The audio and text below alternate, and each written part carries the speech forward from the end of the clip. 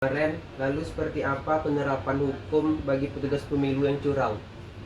Dia begini, di dalam undang-undang pemilu ini udah lengkap. Jadi namanya saja antara law and political action itu berbeda. Arenanya berbeda, hukum begini, politik begini. Tetapi dalam hukum itu lahirnya hukum akibat ya kebijakan politik dan negosiasi politik. Maka pemilu kita lihat saat ini baru berlangsung, kita kan bukan sekali ini pemilu.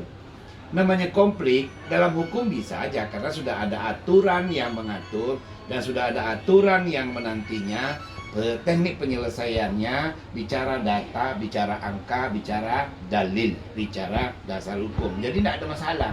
Tetapi kalau berpolitik memang seperti itu. Namanya lawan pasti menceritakan kelemahan lawan. Kemudian siapa yang sekarang mendominasi karena di pemerintahan memberikan kekuasaan, dia memiliki power dan sebagainya. Hal seperti ini memang tak bisa disangka lagi karena harusnya seperti itu gitu.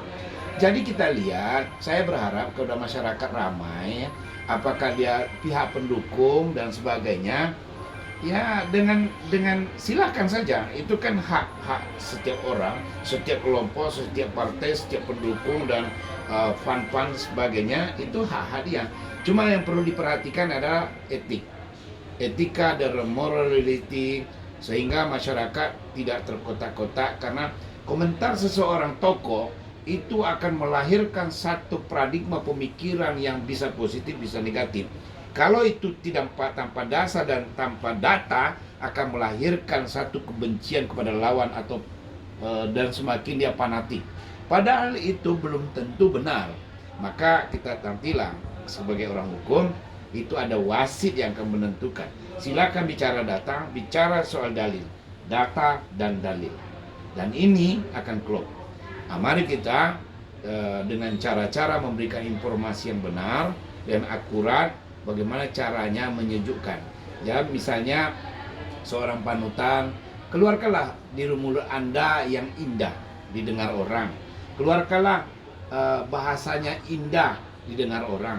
Sehingga yang dalam kepatutan mestinya memberikan kesejukan, jangan dikasih api. Saya kira itu yang perlu. Jadi harapan kita, mari kita nanti ada tanggal mainnya penentuan politik itu.